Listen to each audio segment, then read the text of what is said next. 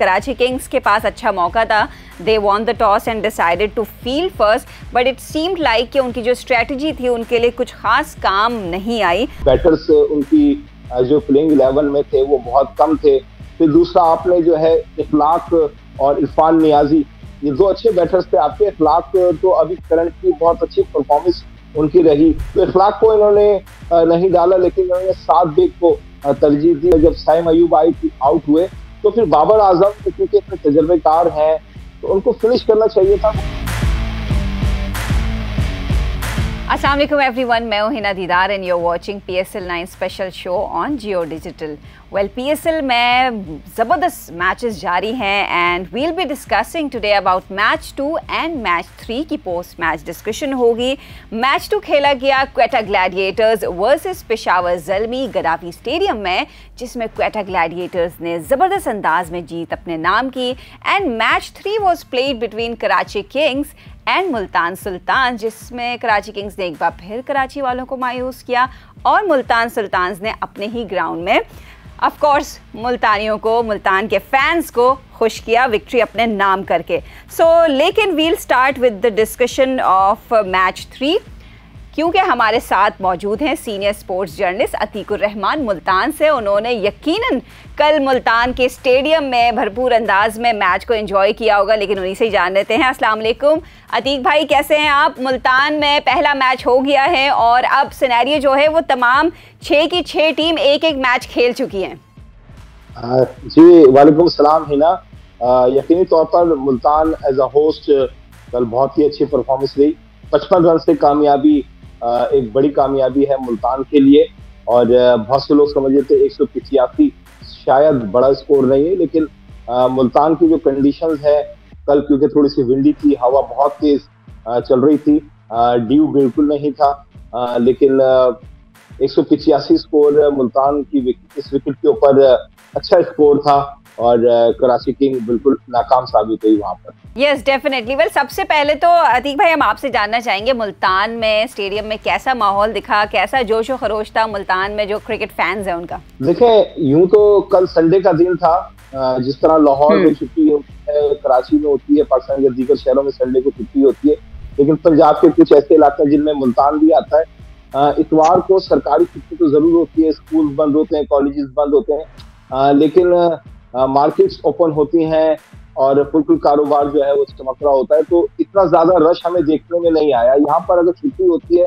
तो वो फ्राइडे के दिन होती है, जुम्मे के रोज यहाँ पर जो है मार्केटें बंद होती है, जो छुट्टी वाला माहौल नजर आता है ना, बेसिकली जो हमें कराची में संडे के दिन वो यहाँ पर जुम्मे के जो है वो नजर आता है। तो जुम्मे के जब यहाँ पर मैच होगा तो यकीनी तौर पर बहुत ज्यादा शायकीन होंगे। कल भी शायकीन थे, लेकिन इतनी बड़ी तादाद नहीं थी जिस तरीके से एक्सपेक्ट किया जा रहा था कि मुल्तान के अंदर जब भी मैचेस होते हैं तो शायकीन आते हैं, लेकिन अब वो थोड़ा सा कल जोश ज्यादा नजर तो नहीं आया, लेकिन जितने भी आए थे सब मुल्तान को सपोर्ट कर रहे थे, कुछ कराची सपोर्ट करने वाले थे यकीनी तौर पर।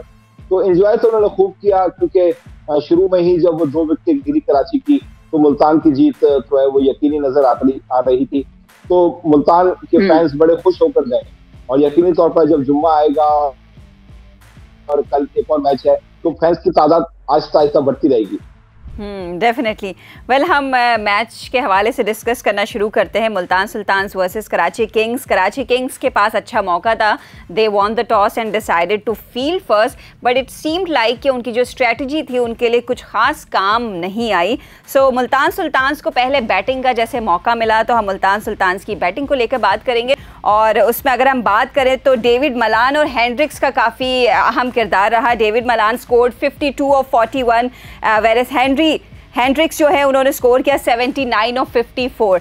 तो इनकी पार्टनरशिप को लेकर क्या कहेंगे? Overall batting unit Multan Sultans की आपको कैसी लगी? देखिए, मुल्तान की बात मैं जरा बाद में करता हूँ, पहले कराची के ऊपर आता हूँ। मुझे कराची किंग्स की कल प्लानिंग मुझे कुछ समझ में नहीं आई, वो करना क्या चाह रहे थे। और जब आप 7 बॉलिंग ऑप्शन को लेकर प्लेइंग 11 बनाते हैं तो इसका मतलब आप ये शो करना चाह रहे हैं कि आपकी स्ट्रेंथ जो है वो बॉलिंग है, और जब आपकी स्ट्रेंथ बॉलिंग होती है तो आप फिर जो है डिफेंड करते हैं, और फिर बैटर्स उनकी जो प्लेइंग 11 में थे वो बहुत कम थे।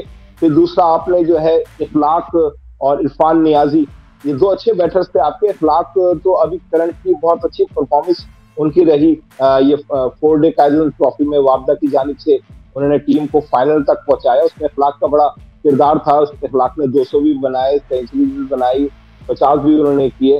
तो इखलाक को इन्होंने नहीं डाला, लेकिन इन्होंने साद बेग को तरजीह दी। और साद बेग अनफॉर्चुनेटली उन्होंने इस वजह से तरजीह दी कि वो अंडर 19 वर्ल्ड कप खेल के आ रहे थे, लेकिन साद बेग जिस तरीके से बोल्ड हुए वो भी एक सवालिया निशान है कि साद बेग खैर अभी नौजवान है, अंडर 19 है, तो आपने साद बेग को मौका दिया।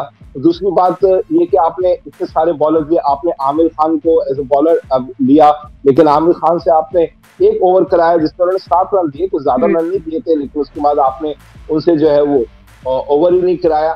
तो कल समझ नहीं आया मुझे किस तरीके से जो है कराची किंग जो है वो मैदान में उतरी, कोई प्लानिंग उनकी नजर नहीं आ रही थी। तबरेज शमसी को जो है वो आप बिल्कुल 15 ओवर के बाद लेकर आए।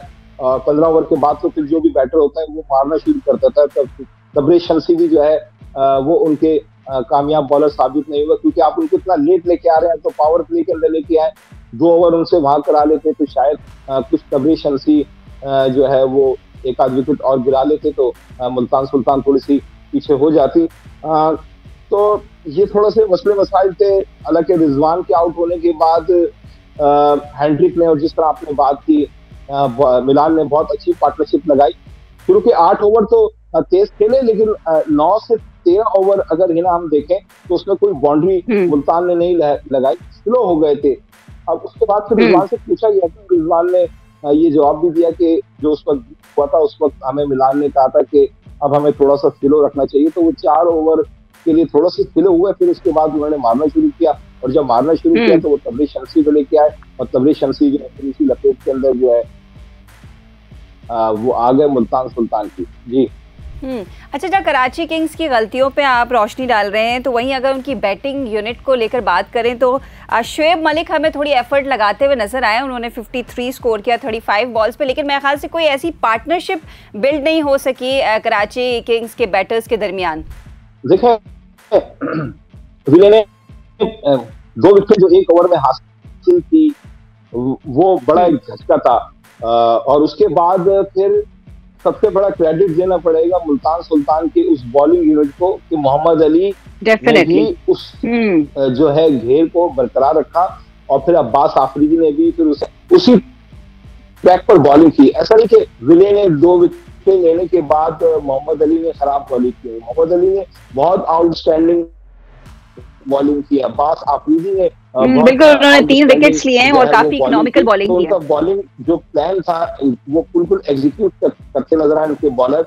विली ने जिस तरीके से बुनियाद रखी थी, तो उनके दीगर जूनियर बॉलर्स ने भी उसी को कंटिन्यू रखा।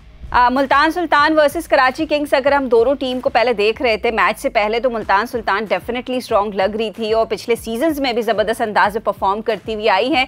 लेकिन कराची किंग्स कुछ लास्ट फ्यू सीजन से वो अपनी फुल स्ट्रेंथ में नज़र नहीं आ रही है। तो एज सीनियर जर्नलिस्ट आप सीजन शुरू से आप PSL को काफ़ी ऑब्जर्व करते हुए आए हैं, तो आप क्या समझते हैं, क्या स्ट्रैटेजी में कमी है कराची किंग्स की, या क्या कहाँ वो लैक कर रहे हैं कि वो एक स्ट्रॉन्ग टीम बनकर नहीं सामने आ पा रही कराची किंग्स?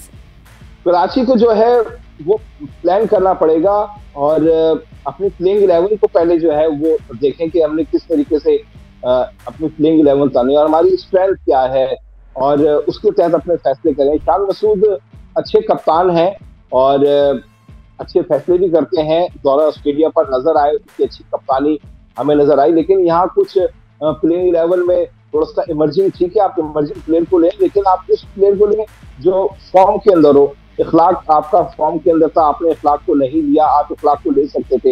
इखलाक को जब आपने रिटेन किया है तो इसका मतलब आप इखलाक को खिलाना चाहते हैं तो आप खिलाएं। मैं ये नहीं कहना चाहता कि साद बेग को ना दें, साद बेग को भी मौका दें। अंडर 19 है अभी, वो अंडर 19 वर्ल्ड कप खेल के आए, थोड़ा सा टाइम लगेगा यकीनी तौर पर, लेकिन अगर आप पहले मैच के अंदर ऐसी गलतियां करेंगे कि टॉस जीतेंगे, अपने इतने सारे ऑलराउंडर्स को रखेंगे, 7 बॉलिंग ऑप्शंस को रखेंगे, और फिर जो है वो पहले बॉलिंग ले लेंगे, बैटिंग नहीं करेंगे, कुछ गलतियां हैं। लेकिन अभी PSL शुरू हुआ, यकीनी तौर पर कराची किंग भी इन तमाम गलतियों को देखा होगा। यस डेफिनेटली, अभी इवेंट शुरू हुआ है और पहला ही मैच था कराची किंग का, जिस तरह मुल्तान सुल्तान्स का था, लेकिन मुल्तान सुल्तान की टीम ने आउटस्टैंडिंग परफॉर्म करके दे वन बाय 55 रन, एक बड़े मार्जिन से जीत अपने नाम की। लेकिन अब हम बात कर लेते हैं match 2 which was played between Quetta Gladiators and Peshawar Zalmi. और इसका इंटरेस्टिंग एक फैक्ट ये भी था कि बाबर और मोहम्मद आमिर भी आमने सामने हुए। लेकिन हम बात करते हैं क्वेटा ग्लैडिएटर्स। अच्छा, आपने एक चीज़ नोट की, क्वेटा ग्लैडिएटर्स के जो बैटर्स थे वो बड़े एग्रेसिव अंदाज में मैदान में उतरे हैं। तो सऊद शकील और जेसन रॉय की ओपनिंग पार्टनरशिप ने वाकई ही टीम को एक मोमेंटम दिया, टीम को एक मतलब सारी परफॉर्मेंस, सारी जो बैटिंग की परफॉर्मेंस थी वो इन दोनों बैटर्स की गिरदी घूमी है। जी, आपने बिल्कुल सही कहा। जेसन रॉय तो खैर एक मजे हुए बैटर हैं, तजर्बा भी है उनके पास T20 का। और सऊद शकील क्योंकि अपना पहला T20 PSL में खेल रहे थे, तो उनके लिए बड़ा अच्छी कल की इनिंग्स थी उनके लिए।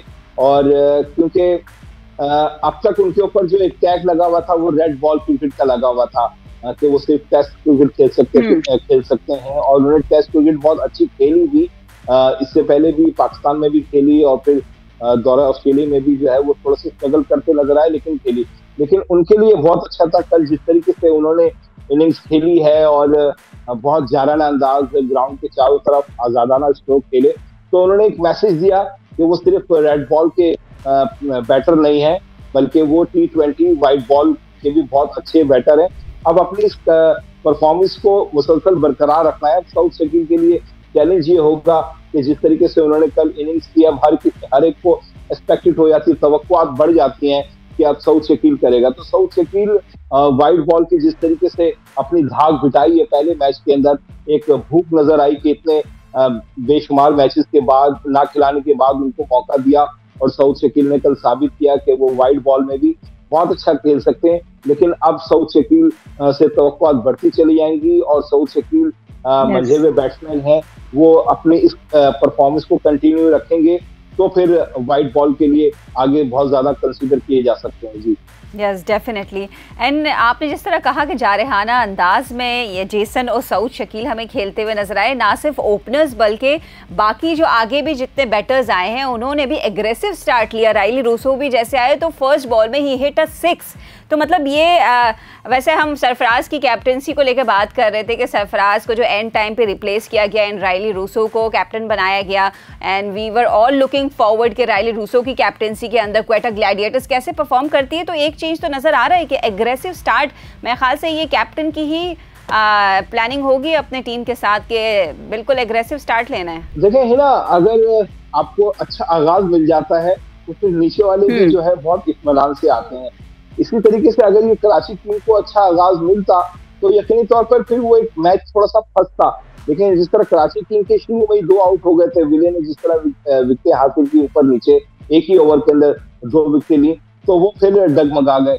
तो अगर आप क्वेटा की बात करें तो क्वेटा ने इतना अच्छा आगाज फराहम किया, इतनी जबरदस्त पार्टनरशिप लगाई यहाँ पर, तो नीचे आने वाले बैटर्स के ऊपर कोई प्रेशर नहीं था, फिर उन्होंने भी आके खेले थे। लेकिन इसमें सबसे बड़ा सवाल निशान हिना ये है कि पेशावर ज़ल्मी की बैटिंग तो सही है, लेकिन उनकी बॉलिंग लाइन हमें बहुत ज्यादा जो है खामी नजर आ रही है। उनके पास कोई ऐसा फास्ट बॉलर नहीं है जो 150 या 40 प्लस हो। आमिर जमाल है, आमिर जमाल से उन्होंने लेकिन 2 ओवर कराए। आप उनके पास स्पिनर्स भी नहीं है, आप साइम अयूब से जो है वो ओवर करा रहे हैं। सलमान इरशाद ने नो डाउट बहुत अच्छी बॉलिंग की और 3 विकेट भी हासिल की उन्होंने। लेकिन पेशावर ज़ल्मी का जो इस वक्त कमजोर एरिया नजर आया है वो बॉलिंग नजर आई है, क्योंकि अभी तक जिस तरह आपने कहा था कि 6 की 6 टीमें जो है वो अब तक मैच खेल चुकी हैं, तो पेशावर ज़ल्मी की जो हमें जो थोड़ा सा कमजोरी नजर आ रही है बॉलिंग साइड पे नजर आ रही है। वो इतनी मजबूत बॉलिंग साइड नहीं है उनकी। हाँ, अलबत्ता बैटिंग उनकी बहुत स्ट्रांग है। हमारे पास क्योंकि टाइम लिमिटेड है तो मैं लास्ट क्वेश्चन करना चाहूंगी। हम पेशावर ज़ल्मी की बैटिंग को भी हम टच कर लेते हैं क्योंकि बाबर आजम और साइम अयूब ने ओपन किया है, लेकिन बाबर आजम साइम अयूब भी एक अच्छी ओपनिंग पार्टनरशिप दे सकते थे और किसी हद तक दी है, लेकिन वो जो रन आउट हुआ है उस वजह से साइम ये कंफ्यूजन जो है मेरे ख्याल से इस स्टेज में भी आकर एक एक्सपीरियंस प्लेयर के साथ साइम अयूब खेल रहे थे, तो आपने इनकी पार्टनरशिप कैसे देखी? वैसे बाबर आजम ने अच्छा खेला, 68 स्कोर किया है 42 बॉल्स में। देखिए बहुत अच्छी पार्टनरशिप थी और जिस तरीके से दोनों खड़े थे तो लग रहा था कि पेशावर जो है इस टारगेट को चेस कर लेगी 200 प्लस को, और क्योंकि लाहौर की थोड़ी सी जो है विकेट जो है वो बैटर्स के लिए भी थोड़ी सूटमंद है, लेकिन साइम अयूब जिस तरीके से रन आउट हुए, जिसमें बाबर आजम ने भी कहा कि हाँ वो थोड़ी सी गलती थी, लेकिन जब साइम अयूब आउट हुए तो फिर बाबर आजम क्योंकि इतने तजर्बेकार हैं तो उनको फिनिश करना चाहिए था। वही वाली बात, फिर एक पुराना टॉपिक शुरू हो जाएगा शायद बाबर आजम के अगेंस्ट, हमको ऐसी कंपेन चला रहे हैं कि फिनिश नहीं करते, ये नहीं करते, उसमें बातें करें। लेकिन कल फिर एक खामी नजर आई जब साइम अयूब आउट हुए तो बाबर आजम अगर खड़े रहते इसको फिनिश करके जाते तो ज्यादा अच्छा था, लेकिन बाबर आजम की इनिंग्स बहुत ही अच्छी रही जिस तरीके से उन्होंने किया है। लेकिन बाबर आजम को ये देखना पड़ेगा, अक्सर बैटर जो है वो आउट स्विंग इन स्विंग पर आउट होते हैं, लेकिन बाबर आजम मुसलसल जो है मिड विकेट पे जो है वो आउट होते जा रहे हैं। तो अपनी इस खामी को वो जितनी जल्दी दूर करेंगे तो यकीनी तौर पर इस पे उनको भी फायदा होगा, उनकी टीम को भी फायदा होगा, पाकिस्तान को भी फायदा होगा। लेकिन बाबर आजम को ये मैच एंड तक लेके जाना चाहिए था। खड़े रहते तो यकीनी तौर पर बाबर आजम इस मैच को अच्छा फिनिश कर सकते थे। वेल डेफिनेटली हमेशा की तरह इस बार भी बाबर आजम से बेहतर फिनिश करने की जो एक्सपेक्टेशन है वो इस बार भी अधूरी रह गई पेशावर ज़ल्मी के साथ, लेकिन चूंकि इनका पहला मैच था, of course they are gonna learn from their mistakes और आगे मैचेस और भी होने हैं। लेकिन मैच 2 और मैच 3 की जो हमें पोस्ट डिस्कशन करनी थी हमने कर लिया आपके साथ। और अभी अतीक भाई आपका बहुत शुक्रिया, आपने अपनी ओपिनियंस शामिल किए क्योंकि वक्त कम है। और नेक्स्ट जो मैच होगा वो लाहौर कलंदर्स अपना दूसरा मैच खेलेगा क्वेटा ग्लैडिएटर्स का, और क्वेटा ग्लैडिएटर्स का भी दूसरा मैच होगा गराफी स्टेडियम में। और पोस्ट मैच डिस्कशन के लिए हम दोबारा आपसे मिलेंगे, तब तक के लिए अपना ख्याल रखिए, अल्लाह हाफ़िज़।